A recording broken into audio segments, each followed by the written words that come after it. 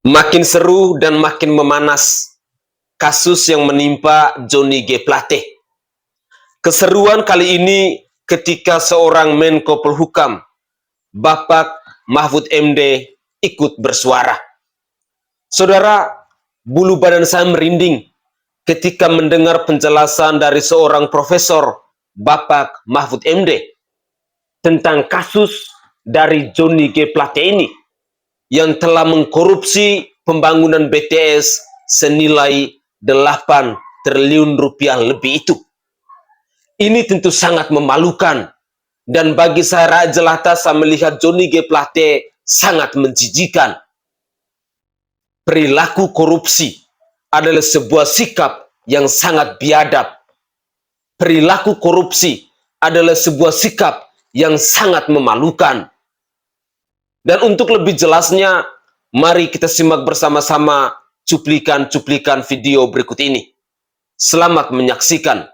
Teman-teman, salah satu kasus yang memantik perhatian publik belakangan ini adalah penetapan tersangka Menkominfo Johnny G. Plate sebagai tersangka dalam kasus pengadaan infrastruktur BTS 4G di lingkungan Kominfo.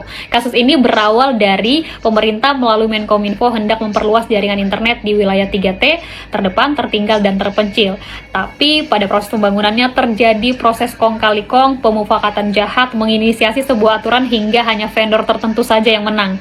5 tersangka lebih awal ditetapkan. Yang pertama adalah Direktur Bakti Kominfo, Anang Ahmad Latif, kedua Galumbang Menak, ketiga Yohan Suryanto, keempat Mukti Ali, dan terakhir adalah Irwan Hermawan. Kelimanya memiliki peranan melakukan pemufakatan jahat, menginisiasi sebuah aturan hingga yang tadi adalah vendor tertentu saja yang memenangkan lelang proyek tersebut. Setelah kelimanya baru dilakukan penetapan tersangka, yakni untuk Menkominfo Johnny G. Plate yang memiliki peranan sebagai pengguna anggaran dan bertanggung jawab dalam anggaran tersebut. Nah, teman-teman, yang cukup menarik dalam kasus ini kita tanyakan kepada pihak Kejagung yang berhasil mengendus kejahatan ini. Yang pertama adalah keterlibatan dari adik Johnny G. Plate yang katanya nih sudah mengembalikan dana kurang lebih 500 juta terkait pembiayaan ataupun dari infrastruktur BTS ini. Dan ini statusnya masih sebagai saksi dan masih akan terus didalami. Yang kedua adalah terkait berapa kucuran dana yang dikantongi oleh Johnny G. Plate. Apakah ada untuk kepentingan ataupun alokasi untuk kepentingan parpol, mengingat ia juga berkecimpung dalam salah satu parpol, yakni Partai Nasdem, dan kalau ada bagaimana kelanjutannya. Saat ini jawaban Kejagung adalah masih terus didalami dan ditelusuri dan akan terus menegakkan hukum. Sementara secara terpisah kemarin Nasdem sudah melakukan konferensi pers nih teman-teman. Beberapa poin yang cukup mencuri perhatian publik adalah menghormati semua keputusan dari penegak hukum dan akan mendukung pengusutan terkait kasus ini dan akan mengedepankan transparansi. Sebenarnya yang cukup highlight adalah 8,32 triliun lebih. Kemana aja sih uangnya? Sama-sama berharap yang 8,32 triliun lebih ini dapat diungkapkan kemana-mana aja uangnya dan siapa saja penggunanya. Apakah ada tersangka baru lainnya yang juga merupakan tokoh penting yang ada di Indonesia? Kita berharap ini dapat diungkapkan secepatnya dan segera tuntas dan mengedepankan keadilan. Bye-bye. Bayangin saudara, saya tadi panggil ketua BPKP, ini gimana sih? Duduk masalahnya apa? Ini Pak, mulai dari perencanaan, ini diatur oleh satu orang, misalnya konsultan, bayar 1,17 miliar misalnya, konsultannya nggak ada, pakai nama orang UI. Ditanya di sana, dipanggil kan kejaksaan, kamu kok buat studi layak begini? Saya nggak pernah buat itu. Udah tahu. Ada, nanti nama-namanya muncul di koran besok.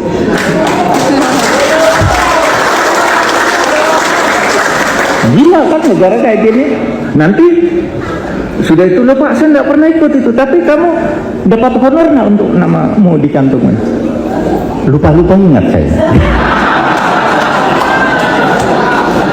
Lupa-lupa ingat lagi. Nanti pada saat pelaksanaannya di markup, harga yang 5 juta ditulis 15 juta. Terus di lapangan barangnya ndak ada, tangkepi semua. Program lainnya sebesar 12,612 triliun. Ini kebutuhannya untuk apa saja, Pak? Sementara Bapak menyebutkan yang lain, yang ini tadi tidak dibaca, jadi malah membuat kami bertanya-tanya karena tidak disebutkan juga begitu. Ini kan uang besar, Pak ya. Kalau Bapak geleng-geleng kepala lagi, tolong jelaskan, Pak, karena kami tidak mengerti. Saya ingin penjelasan yang clear begitu. Saya ngomonginnya yang kecil-kecil aja, tapi saya memang terusik saja begitu ya. Ini di halaman tidak ada halamannya. Kemudian disebut program kegiatan dan pagu anggaran yang huruf B, program dukungan manajemen itu 27,714 miliar. Yang menggelitik saya itu poin nomor 2. Operasional dan pemeliharaan kantor. Di sini ada pakaian dinas. Saya tidak tahu nilainya berapa, tapi pertanyaan saya, pakaian dinasnya seperti apa, Pak Ketua? Saya tidak pernah melihat Anda memakai baju KPI seragam.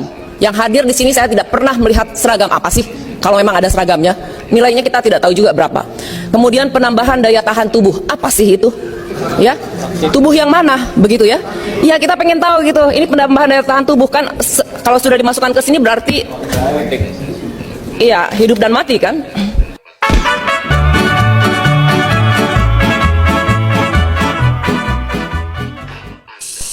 Pada saat Johnny Plate dipilih menjadi menteri oleh Jokowi, saya sebagai masyarakat Manggarai bangga karena ada satu putra Manggarai dipilih menjadi menteri.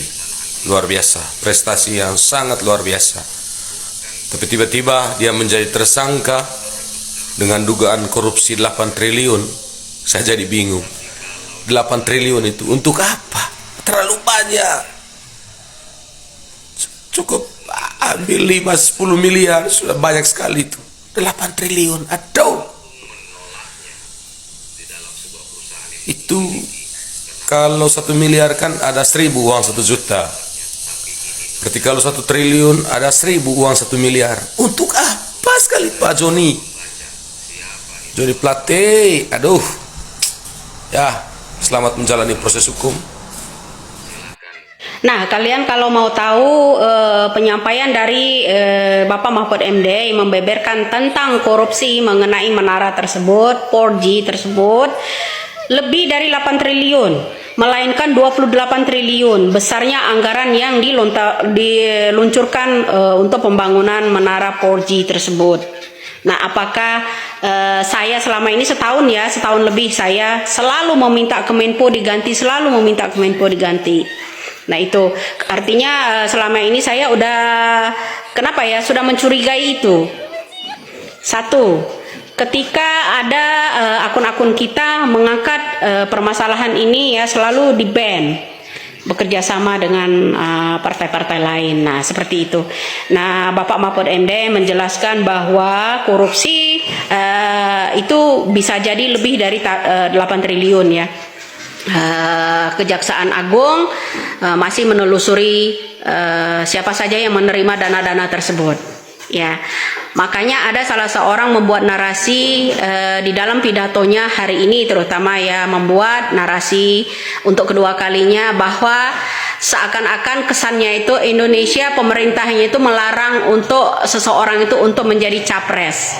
Karena apa? Merasa dirinya itu mungkin akan terlibat dari korupsi ini ya. Ingat ya saudara-saudara, mungkin ada kesan, ada unsur karena suatu saat dia akan terseret namanya.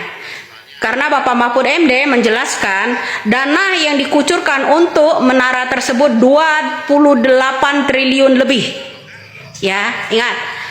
Dana yang dikucurkan untuk menara itu yang ditangani oleh Bapak Johnny itu ya dari Nasdem itu 28 triliun lebih. Kenapa ada salah seorang sekarang ini membuat narasi seakan-akan negara Republik Indonesia pemerintahnya melarang orang untuk menjadi capres? Apakah karena dia merasa besok akan terseret namanya? Itu suatu pertanyaan yang besar buat saya. Oke pemirsa, mari kita simak-simak kembali pemberitaan atau pengusutan mengenai Kejaksaan Agung untuk pengembangan korupsi dari menara ini ya. Karena dana tersebut adalah 28 triliun yang dikucurkan untuk pembangunan menara 4G tersebut. Oke bro, kita tunggu saja. Narasi dari Anies Baswedan mengatakan bahwa pemerintah ini melarang orang untuk jadi capres gitu. Jadi omongan dia itu harus diteliti ya. Seakan-akan dia menutupi sesuatu. Takut dirinya itu akan terseret juga karena pernah menerima gitu loh. Ya, oke bro, selamat. Bung Willy Aditya, Ketua DPP Partai Nasdem.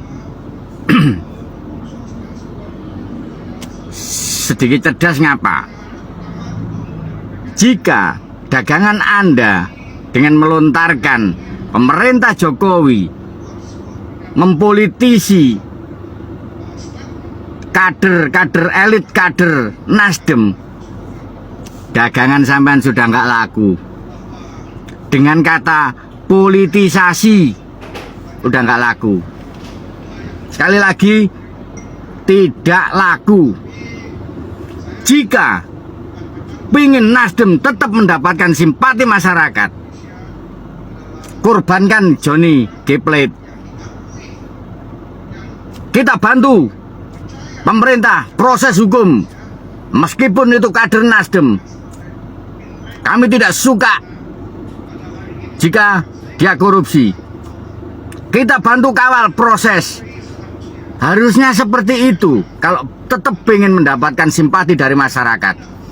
Meskipun di balik layar bilangin Johnny G. Plate, saya itu cuman omong doang, itu cuman supaya masyarakat percaya kepada Nasdem. Bilangin gitu.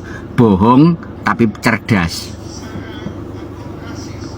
Tapi jika dagangan sampean tetap menyalahkan pemerintah, sampean Willy Aditya sak Nasdeme, termasuk sak bapak Anda, sak calon presiden Anda, terus akan diserang oleh netizen.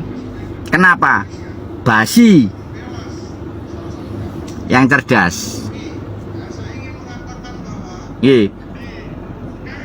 Oke, wes ingatkan pendukungnya Pak Jokowi lebih gede pendukungnya Pak Jokowi daripada pendukungnya Nasdem meskipun berkoalisi. Itu garis bawahi. Makanya kalau nyerang pemerintah artinya nyerang Pak Jokowi, habis sampean. Ya, ini lagi. Jadi sekali lagi, carilah cara yang lebih smart. Mohon maaf, Bang Willy, bukan menggurui. Tapi sepertinya benar itu ya. Salam dari Sorsawu, bakul kembang dan bibit buah-buahan. Saking kagetnya mendengar berita tentang nilai korupsi Johnny Plate mencapai 8 triliun, saya akhirnya beberapa menit yang lalu mencari informasi dan saya mendapatkan informasi dari detik.com bahwa memang benar saja gaya hidup Johnny Plate juga masuk kategori gaya hidup kelas-kelas sultan. Mobilnya saja itu harganya, ada satu mobil Mercedes-Benz itu yang hanya ada 20 unit di Indonesia, dan Johnny Plate memiliki mobil itu, dan menurut pengakuan dealer yang menjualnya, harganya itu 6 miliar. Satu mobil, hanya satu mobil, harganya 6 miliar. Pantas saja korupsi sampai 8 triliun. Aduh, terlalu banyak. Semoga ini bisa terungkap semua jaringan-jaringannya. Oke guys, Assalamualaikum warahmatullahi wabarakatuh. Salam, Om Swastiastu, Namo Buddhaya, salam kebajikan, dan salam sejahtera untuk kita semua. Saudaraku sebangsa dan setanah air, para penonton kanal YouTube-ku yang sangat saya hormati dan sangat saya cintai. Dalam muatan video tadi, bersama-sama kita menyaksikan, kita mendengar penjelasan-penjelasan yang disampaikan oleh netizen, dan lebih spesial dalam muatan video kali ini ketika kita menyimak penjelasan yang disampaikan oleh Bapak Mahfud MD. Bapak yang kita tahu, yang kita kenal sangat tegas dalam memberantas kasus korupsi ini. Saudara, saya merinding ketika mendengar penjelasan yang disampaikan oleh Bapak Mahfud MD tadi. Benar-benar seorang Menkominfo, seorang sekjen dari Partai Nasdem, seorang putra terbaik dari NTT, telah mempermalukan Partai Nasdem, telah mempermalukan orang-orang NTT, telah mempermalukan anak-anak muda yang selama ini sangat fanatik, sangat kagum dengan seorang Johnny G. Plate. Dalam muatan video tadi, kita mendengar bersama, kita menyimak bersama bagaimana penjelasan dari putra daerah NTT dan mungkin satu kampung dengan seorang Johnny G. Plate ini, yang adalah orang Manggarai itu sendiri. Dengan suara lantang, dia mengkritik apa yang telah dilakukan oleh Johnny G. Plate ini. Saudara, kasus ini semakin hari semakin memanas, apalagi menjelang pemilu 2024. Kait-mengait antara kasus ini dengan Partai Nasdem, dengan Anies Rashid Baswedan, yang adalah capres yang sudah dideklarasikan oleh Partai Nasdem ini, benar-benar semakin seru dalam dunia perpolitikan di tanah air ini. Semua orang ramai-ramai berbicara. Semua orang ramai-ramai mengecam apa yang telah dilakukan oleh Johnny G. Plate ini. Ini memang sebuah sikap yang sangat kurang ajar menurut saya. Sudah memperoleh jabatan, tapi masih juga korupsi uang rakyat. Korupsi dana pembangunan yang semestinya harus dia perjuangkan, harus dia jaga, harus dia rawat agar dana itu bisa dikelola dengan baik. Tapi apa yang dilakukan oleh Johnny G. Plate ini benar-benar, ya, saya sendiri tidak bisa berkata apa-apa lagi.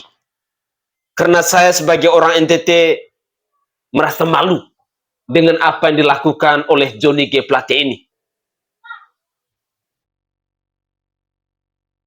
Seorang Menkominfo, tapi menunjukkan sikap, menunjukkan contoh, menunjukkan teladan kepada putra-putri dari NTT dengan hal-hal yang sangat memalukan.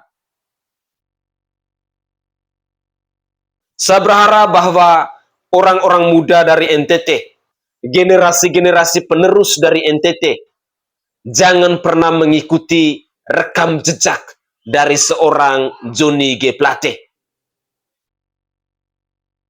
Ini sangat memalukan. Sekali lagi saya garis bawahi dan saya tegaskan, jangan pernah mengikuti rekam jejak yang telah dilakukan oleh Johnny G. Plate ini. Mari kita budayakan jangan pernah curi uang rakyat. Kita budayakan jangan pernah makan keringat rakyat. Rakyat sangat menderita. Rakyat sangat susah. Kalian yang sudah diberi amanat, kalian yang adalah sebagai pejabat, semestinya kalian adalah tonggak. Kalian adalah obor untuk orang-orang yang sedang susah, untuk rakyat-rakyat yang saat ini sedang menderita. Bukan kalian malah menyusahkan rakyat dengan cara mencuri uang rakyat, dengan cara mengkorupsi dana untuk rakyat. Semoga saja apa yang dilakukan oleh Johnny G. Plate ini tidak dilakukan lagi oleh orang-orang NTT yang lainnya. Saya Sainai dari Provinsi Nusa Tenggara Timur, saatnya rakyat jelata harus berani untuk bersuara.